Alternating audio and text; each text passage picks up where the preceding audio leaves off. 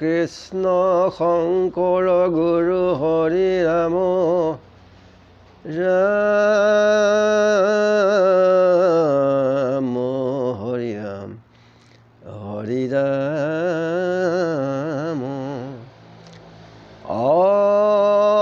নমো ভগৱতী বাসুদেৱায় ৰহস্য জানে যিটো লোক সততে কীৰ্তন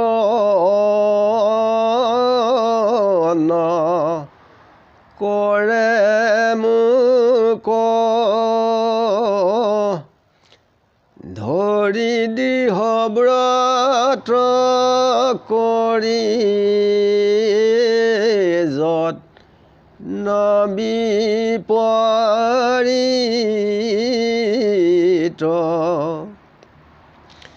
মোৰ খবৰটো দুই পাৱে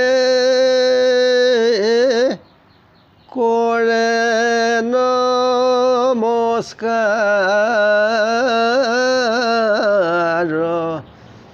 ভক্তি ভাৱে তাৰ মোৰ মেৰি না হি কদাচিত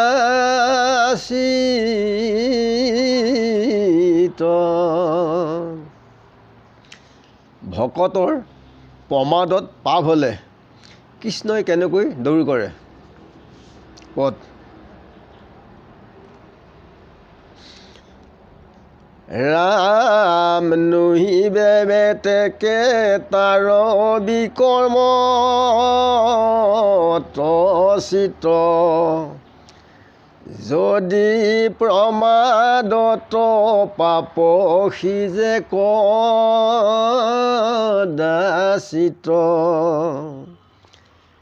তাকো ততকালে দূৰ মাধৱে কৰন্ত বুলিবা তাক কিয় জমে সহিবন্ত শুনি উত্তৰ মনে নকৰি বা চিন্তা কাল যম মায়া দিও হৰিষে নিয়ন্তা বুলিবা শ্ৰুতি স্মৃতি আইগামী চৰৰ তান আজ্ঞা ভাঙিলে তাহাংক বেদৰ নিজ আজ্ঞা ভংগ ভৈলে নশৈব হৰি ইহাৰ তৰ শুনা শংকা দূৰ কৰি নধৰন্ত দোষ হৰি ভকত জনৰ নাহি প্ৰিয়তম ত্ৰাণ ভকত পৰ বুলিবা পাপ ক্ষয় অৰ্থে ন ভজয় কিয় কৰি বন্ত হৰি তাৰ পাপ ক্ষয় ইহাৰ অতৰ শুনিও কয়ে কমনি স্বভাৱে হিয়াত হৰি আছা সৰ্বখনি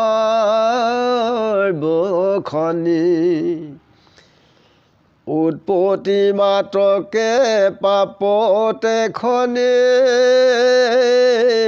হৰয় বস্তুৰ শকতি প্ৰাৰ্থনা কনা ক্ষেপ্ৰয় শুনিও কসাধু সভা সদনী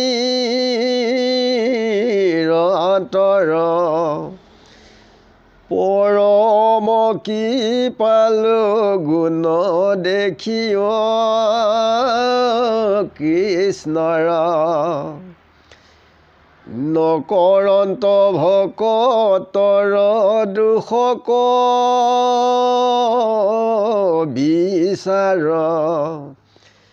ভজন মাত্ৰকে কৰে পাপৰ সংহাৰ জানি উপকাৰী দেয় ভজা ভগৱন্ত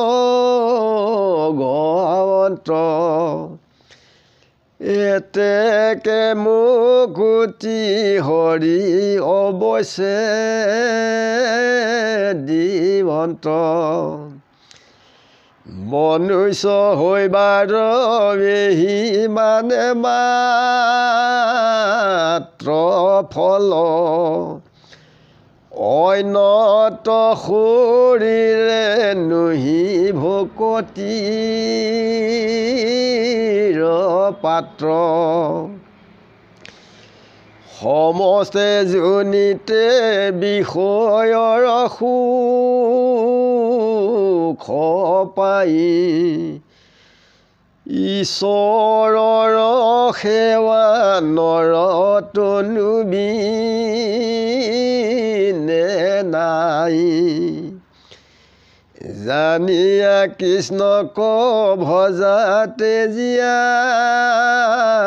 নকাম শংকৰে ৰচিলা ডাকি বোলা ৰাম হৰি ৰাম কৃষ্ণ শংকৰ গুৰু হৰি ৰাম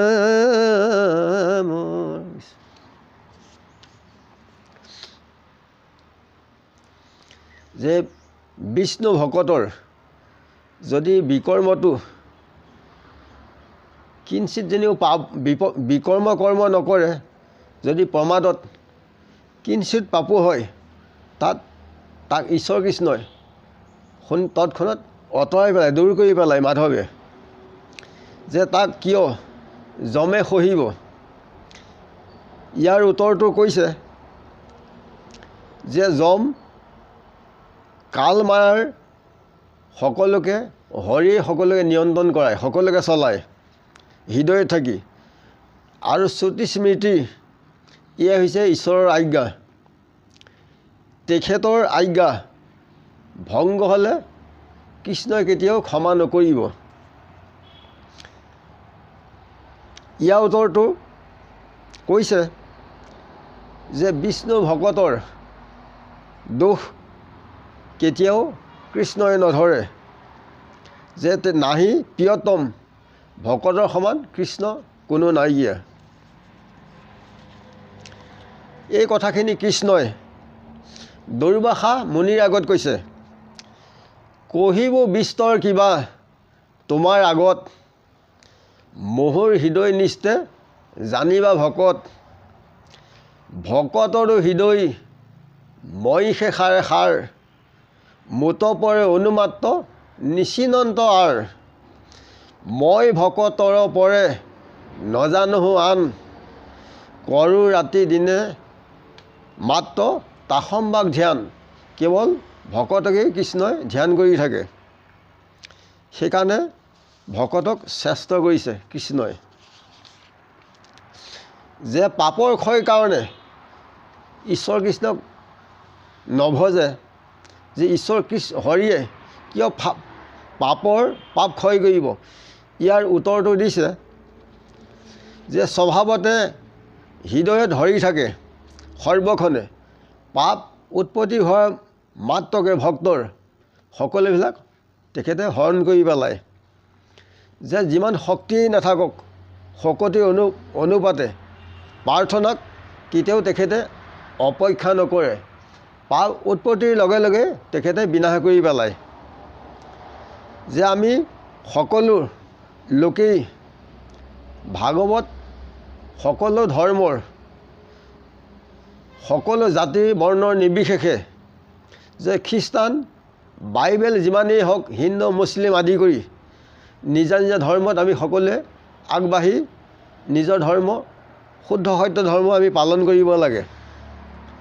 যে পৰম গৰাকী হৈছে কৃপালু সকলো ধৰ্মৰে। সেইকাৰণে ভকতৰ দোষ তেখেতে কিঞ্চিতো অকণো নধৰে। যে ভজন মাত্ৰেই সকলো পাপ গৰাকীয়ে সংহাৰ কৰে, অৰ্থাৎ আঁতৰাই পেলাই লৈ যায়। য'ত পোহৰ থাকিব, যেনেকৈ আন্ধাৰ নাথাকে, কৃষ্ণ সূৰ্য য'ত থাকিব তাত কোনো পাপ আহিব নোৱাৰে। যে তেখেতে সকলোকে ভজন মাত্ৰকেই সকলোকে উপকাৰ কৰে আৰু তেখেতেই গৰাকীয়ে এই সংসাৰৰ পৰা মুক্তি প্ৰদান কৰে। যে মনুষ্য যে আমাক শৰীৰ এই ভাৰতবৰ্ষত দিছে, বহু পুণ্যৰ ফলতহে আমাক দিছে। যে মনুষ্য শৰীৰেহে ঈশ্বৰ কৃষ্ণক আমি ভজিব পাৰোঁ, গৰু ছাগলীয়ে ভজিব নোৱাৰে। সেইকাৰণে অন্যত্ৰ শৰীৰ ইয়াত কোনো পাত্ৰ নহয়, মনুষ্য শৰীৰহে। সেইকাৰণে আমি সদায় ঈশ্বৰ কৃষ্ণৰ নাম গুণ আমি স্মৰণ কৰিব লাগে। যে সকলো জন্মতেই সমস্ত যোনিতেই বিষয় সম্বন্ধ সুখ পায়। যেনে ওপৰত উৰি থকা, বুৰি থকা আৰু ভমি থকা এই তিনিমুঠি জীৱই বিষয় সম্বন্ধ মানুহে যেনেকৈ পুৰুষ প্ৰকৃতিৰ লগত যিটো সুখ কৰিছে, সেই জীৱবিলাকো একেটা সুখেই পাইছে। সেইকাৰণে এইবিলাক এৰি পেলাই কেৱল ঈশ্বৰ কৃষ্ণক আমি চিন্তা কৰিব লাগে। যে মনুষ্যহে চিন্তা কৰিব পাৰে ঈশ্বৰ কৃষ্ণক, আন জীৱই নোৱাৰে। সেইকাৰণে জানি পেলাই আনবিলাক এৰি ঈশ্বৰ কৃষ্ণক আমি তেখেতক ভজিব লাগে। তেখেতে ভজাৰ মাত্ৰাকেই সকলোকে কৃপা কৰে। হৰি ভকতক দোষ নধৰই, দুষ্ট শিৰোমণি কলিয়েও দোষ নধৰে ঈশ্বৰ কৃষ্ণ ভকতক। হেন ভকতক যিজনে নিন্দয় হৰিকে সেই নিন্দা কৰা হয়। পুণ্য অৰণ্যৰ মাজে মাধৱৰ নাম সিংহ, প্ৰকাশ কৰৈ আতি বৰে। যাৰ ধ্বনি শুনি ভয়ে মহাপাপী হস্তি ছয়, পলাই আতি তাসত্ব লৰে। যে পুণ্য অৰণ্যত মাধৱৰ নাম সিংহই প্ৰকাশ কৰি আছে। যে তেখেতৰ নামৰ ধ্বনি শুনাৰ লগে লগেই আমাৰ শৰীৰ ৰাজ্যত যিবিলাক পাপ আছে এই সকলোবিলাক পলাই নাইকিয়া হয়। সেইকাৰণে জ্ঞানৰ আশ্ৰয়ত গুৰুত আশ্ৰয় লৈ নিজা নিজা ধৰ্মত আগবাঢ়িলে সকলো লোকৰে কল্যাণ হয়। ইমানতে কৈ সবাৰ ওচৰত সেৱা জনাই আজি লাগিছে। গুৰু কৃষ্ণ কৃষ্ণ হৃদয়ানন্দ। গুৰু কৃষ্ণ কৃষ্ণ।